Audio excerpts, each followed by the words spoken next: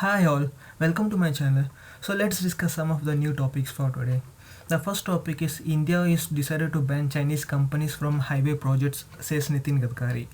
Next, Patanjali can sell its drug but not as cure for COVID-19. 6 dead and 17 injured in boiler explosion in Tamil Nadu's Neyveli lignite plant. Next, Mumbai's famous Lal Baucha Raja to not hold grand Ganesha festivities this year. US not to stand ideal while China swallows Hong Kong, says Mike Pompeo. So let's get into this topic one by one. India will not allow Chinese companies to participate in highway projects, including those through joint ventures, Union Minister Nitin Gadkari said on Wednesday in the middle of border standoff with China. Gadkari also said the government will ensure that Chinese investors are not entertained in various sectors like micro, small, and medium enterprises. The senior minister's assertions assume significance against the backdrop of border standoff between India and China in Ladakh that also saw the death of 20 Indian Army personnel last month. Amid escalating tensions, the government on Monday banned 59 apps, mostly having Chinese links, citing threats to national security.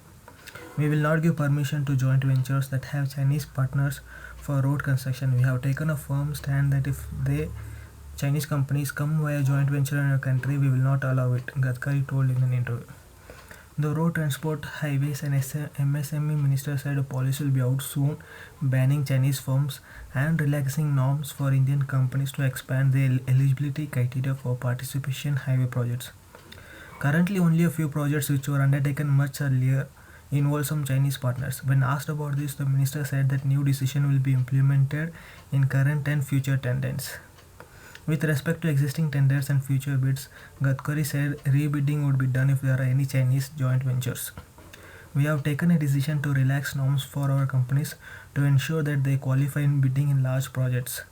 I have directed the Highway Secretary and NHA Chairman to hold a meeting for relaxing technical and financial norms so that our companies can qualify to work, he said. Next, Patanjali can sell its drug but not as a cure. The Union Ayush Ministry Wednesday said Patanjali can sell Coronil but only as the immunity booster days after Yoga Guru Ramdev's company launched it as a medicine for COVID-19 and is now calling it a product to manage the disease.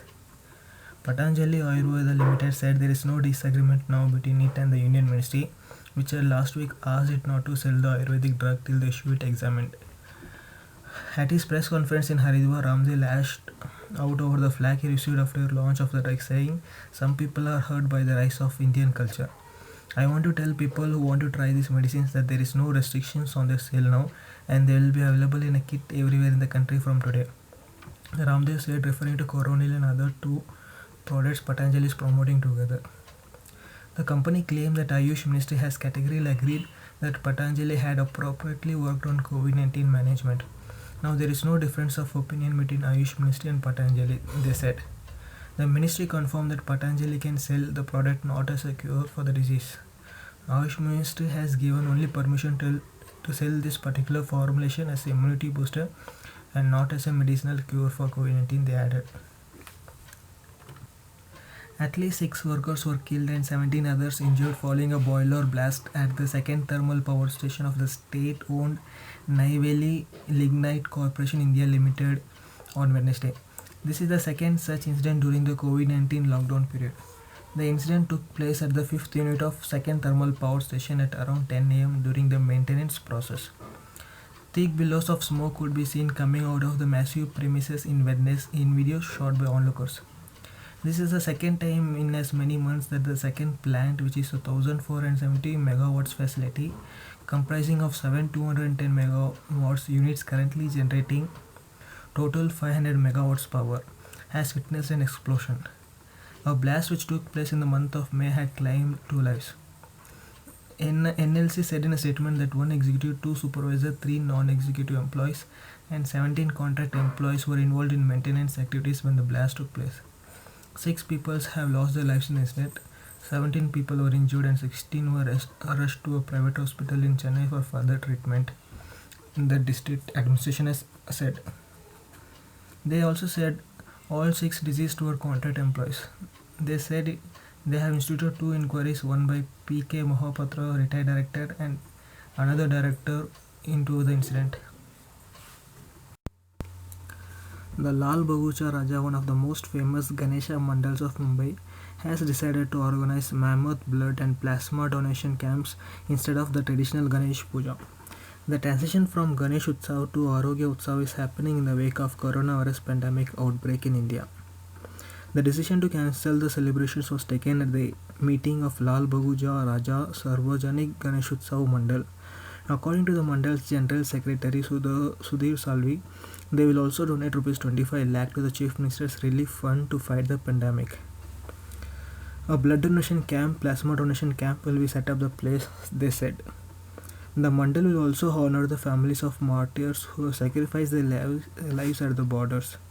They said they will also honor the families of COVID warriors. This is the first time in the history of Lal Baguja Raja that the Ganapati idol will not be established, they said. The US has warned China that it will not stand idle while it swallows Hong Kong into its authoritarian regime a day after Beijing imposed a draconian national security law in former British territory. In a strongly worded statement, Secretary of State Mike Pompeo said it was a sad day for the people in Hong Kong and warned China of new countermeasures, including ending defense and dual-use technology exports to the territory. The national security law came into effect in Hong Kong on Tuesday, dramatically broadens the powers of local and Chinese authorities to investigate, prosecute and punish dissenters. The law, which is approved by Chinese President Xi Jinping, criminalizes secession, subversion, terrorism and collusion with foreign powers. People convicted of such crimes can face sentences up to life in prison.